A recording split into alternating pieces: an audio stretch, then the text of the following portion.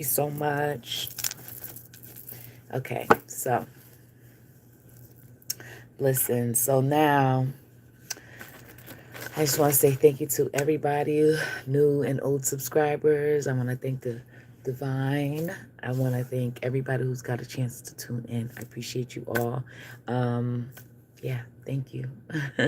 Thank you for tuning in, okay? Let me get some lotion. Let me get my lotion. Okay. Sorry, guys. All right, so blessings in abundance. So the message that I was getting, like, had a lot to do with art. And art is like an essential part of our path, right? Of our learning, our growth. And it's embedded in everything we do. There's art. It's a form. It's a language. It is just a way of life, a way of being. And all of us are learning how to utilize different forms of art, whether you see it as science, whether you see it as ethics, whether you see it as, well, there's all different kinds of sciences. Whatever you see it as, whatever you view it as, there's art to it, okay? There's art in it, all right? So, hold on, y'all. So I can play my music. Let's see if I get it. Hold on, y'all. Okay, so while that's loading up, all right. So, art. So, one of the messages, don't be afraid to connect to your inner artist, the inner art within you, okay?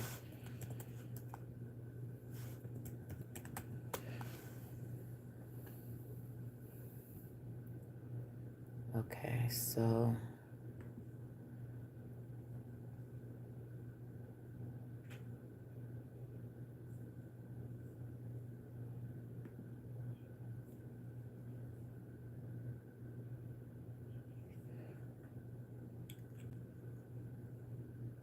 hold on, guys, 1 second.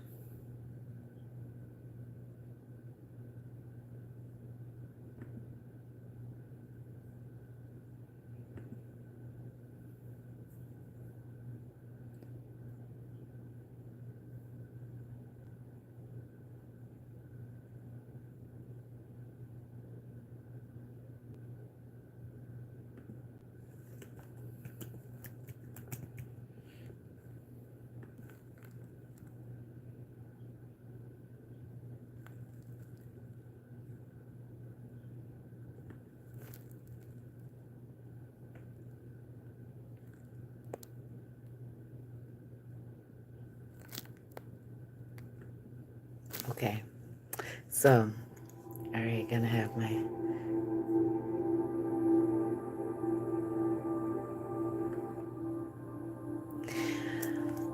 so when I made the title for the video, I was speaking about Horton Hears a Who. I believe it's Horton Hears a Who or Horton Hears a Who. And I think it's Horton Hears a Who. So I got to correct the title. And what was interesting, and this message has been coming out a lot, elephants are very sacred, okay? We all are sacred beings. But elephants just hold a special place. And, you know, the woolly mammoth, you know, my son was telling me about how they want to bring back woolly mammoths and, you know, take the DNA from the skeleton or the cells from whatever cells they could salvage from, you know, what's left of them, right? And they want to impregnate elephants, and they said in, you know, a few years they could be producing, you know, hybrids, right? And it's just interesting how things just come together. And elephants are very intelligent. They never forget. Like, we may forget, but the elephant does not forget. We may walk away from something and think, oh, the elephant, it holds on to it. It tunes into that, right? I believe crows are similar to that. They don't forget. They don't forget a face. They don't forget what you did, right? And I know a lot of us are in this space of being told we must forgive, we must forget. And I really do believe that as we begin to elevate, we don't really forget. It's more of a matter of moving in a space of I want to be free of something. And in order for me to be free of that thing, I must disconnect from another thing. So in order for me to have what I want, I have to disconnect. I have to separate myself from something, right? So when we forget, it's like, but you don't forget. You just disconnect from that certain way of thinking or doing. And the elephant is here to kind of show us that we have to be big and strong no matter what trials and tribulations we endure, that we must be able to hear the voice of God, that we must be able to hear the true calling within us, our intuition within you. You know what you feel, you know what you're thinking, and you sense things and you dismiss it because someone told you a long time ago that your voice didn't matter, or they told you that you were wrong, or you're always overanalyzing, or it's not about you, and you think too much, or you're too emotional. All that was nonsense. Those people were placed in your life to push you off your trail, off of the trail, okay? Off of the journey that God had you to be on. And you veered off, and you veered off, and you had a lot of pain due to that veering.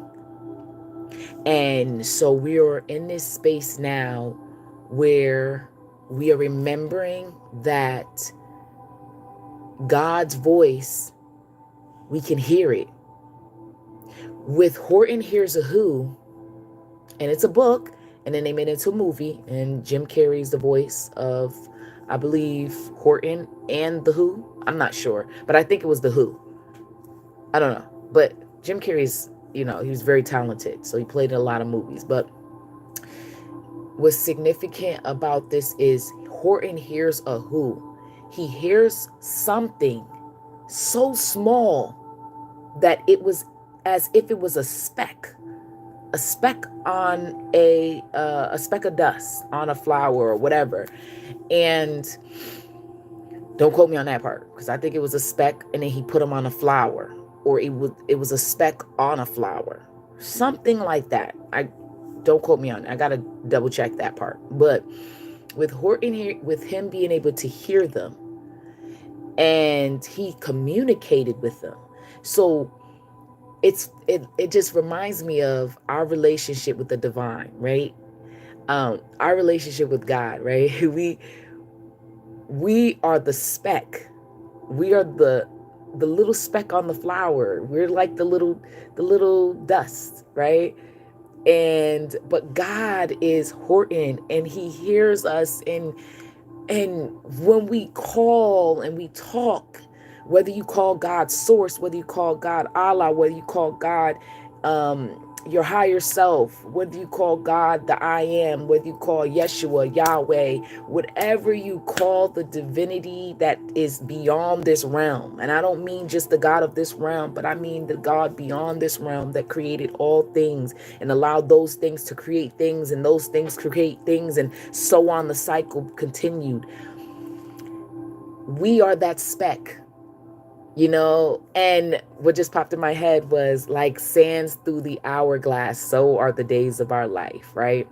That was a soap opera that my aunt used to always watch, and it fascinated me. Wasn't really into that particular show, but I think it's All That Is My Life, yeah. And there was an hourglass, and just watching the sand just drop through the hourglass. And it just was so fascinating to me, because each speck in that sand glass, right, in that hourglass, it represents each one of us. But each one of us created a whole. We're a whole within this. We may see ourselves as this little speck of we like meaningless, like you don't matter, or you didn't do anything that matters, but you really do. You really do. You absolutely matter. Literally, you are matter. You absolutely matter, and you are matter. And matter is you. Within this physical vessel, the vehicle, okay, we keep the wheels rolling, right? We matter because we're matter. So you matter and I matter because we're matter. You know? Okay. So it's just so amazing, because he could hear. So now if you look at it from this perspective, that Horton is you and me. I'm the elephant. We're the elephant. We're the Horton. And we're surrounded by all the different beings, animals, and whatever that surround us and think differently from us. And here we go. And we have an original thought. We have a divine thought within us. And then we hear that divine thought. And we express that divine thought. And what the world chooses to see us as we are crazy, as we don't know what we're talking about, as we don't matter, and that, oh, you're just another one of those, and blah, blah, blah. But when you really think of it from that perspective, that you matter, you are valuable, and everything that you have to say is valuable. Like, gosh, guys, listen. Like, you came here with a purpose. And I realize that not everybody's perfect purpose is going to be love and light. Not everybody's purpose is going to be of healing. Not everybody's purpose is going to be filled with love and joy and peace and prosperity and hope and joy. Most people's purpose is to just exist, is to just be here and keep the wheels turning and to the system. Just keep feeding the system. And then there's the Hortons. Then there's the Hortons of the world that have come here to change the way the system and the wheels are turning. And yes, some may say, oh, they're a cog in the system. But are they? Like, really just think of everything from as many perspectives as you can. And I think that's why some people may be looked and deemed soft or too giving. I think it's because they look at things from so many perspectives and they don't judge. And there's this trend going around. We listen, but we don't judge. We listen, but we don't judge. And so people say certain things, and then the person says, I listen, but I don't judge. And it's funny because many of us, we've always listened and we didn't judge, but we've always been judged. Many of us, we've given with no expectations of anything in return, but yet when it's our time to receive, we aren't really compensated or given what we've given out. And that's okay, because there's a system, and that system runs a certain way. And we have realized that a lot of us are changing it. Just our mere existence is changing things. And a lot of you are realizing where you stand. And so you stand for this or you stand for that, you stand for this and that, you know. And but back to Horton. So Horton, he hears a who, and with both of them, they're literally holding on by a thread with their hope and their faith and the desire and the drive for people to hear them. That's all they want, is for people to hear what they have to say, to believe in them, to believe that something is impossible but is possible, that something that is deemed impossible is actually possible. That is what they're both hoping to be understood. And they found each other in a time where they didn't even think that this was possible or this could be. And both of their worlds got shaken up. It was as if everything came crumbling down. So with many of us, the illusions, the lies, the deceptions have been falling down, and we see what the truth is. We see what's really happening. And it has been mind-shattering, world-shattering. And some of you guys, you just got on the bandwagon of understanding around 2020. Then, that's when you started seeing with your 2020 vision, right? Then there's the rest of us that we've been seeing it. We've been saying things for a long time. And yet people just looked at us like we're crazy and whatever. And there's just been a lot of things with this system that keeps trying its best to work against what we know is the truth. But the hope that we have and the Holy Spirit that we have inside of us is not allowing us to be held down or to allow ourselves to suffer because the world doesn't agree, or the world doesn't support, the world doesn't acknowledge us and what we know to be the truth. And it's okay. And when I say it's okay, I don't mean it's okay that it's happening, but I mean that it's okay because we are in a space within ourselves that it's like we're just really working on allowing God to just lead us. And whatever, like I said, you could call it your ancestors, your guides, the great spirit, whatever you call the divine, okay? You're allowing the divine to lead you, because the divine is that intuition, that inner compass that knows the truth and knows, oh, I shouldn't go there. Those feelings you get inside of your stomach when you're around someone that you feel is something's wrong and out of place, and you feel danger, but you can't put your finger on it, so you dismiss it and you think, oh, it's my imagination. But it's not. It's beyond that. So you and I, we are Horton, and we hear the who. And at first, the voice of God is so small, right? The voice of the divine is so small, and it's so hard to hear.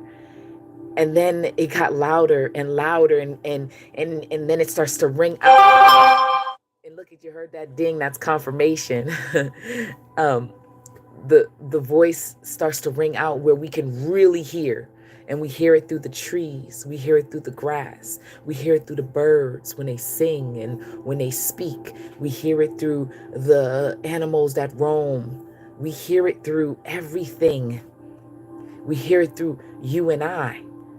And the more we acknowledge it, despite the suffering and the pain, the more we speak life over each other, the more we empower each other, the more we see our life in a different way. the more you actually start to experience life better. But with all things, it takes time. It takes patience. It takes understanding. It takes really, really trusting and having faith. It takes really standing in your authenticity. It's standing really in your position of authority. It takes opening and expanding your mind to recognize that anything and all things are possible, despite the judgments, despite the disrespectful people, right? You're vibing so high now, many of you, that a lot of the things and people can't really touch you. So they have to find other ways to get to you. So just understand that the more you vibe high, it's just more things just try to sneak in because they can't get through the door. So they have to find a way to get through a window. They can't get through your window, so they got to try to find cracks to get close to you, to keep you down, because you need to feed the system. You've been feeding the system so much energy and so much power that how is it going to continue without being fed? You understand? You need to eat. It needs to eat. Prey and predator. I went to the museum today and there was so many animals, and when you look at them, taxidermied, right? But prey and predator, they all gotta eat. Just like there in society, there's people who are the predators in our society. They have to find a way to feed their hunger, whatever that hunger is. Everybody has to feed themselves. So everything has a purpose, and we don't understand it all. Why? But this is the duality of this world. There's this and there's that. There's that and then this. There's just everything under the sun. And there's nothing new under the sun. So I just want you to think about just knowing that you've been through enough, and you don't have to keep beating yourself up for the things you could have did, you should have did, wish you would have did.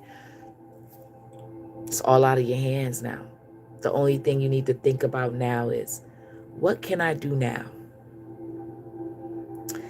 And having that strong foundation with the divine, with Mama Gaia, the earth, with yourself.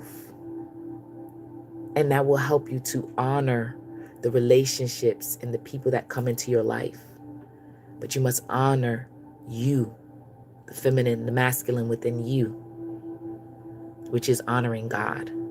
As you honor you, the spirit inside of you and the vessel that you dwell in, you honor God. And then you are able to honor and respect the relationships that surround you. So it's like we are unlearning, relearning, and having to disassociate ourselves with certain ways of doing and being.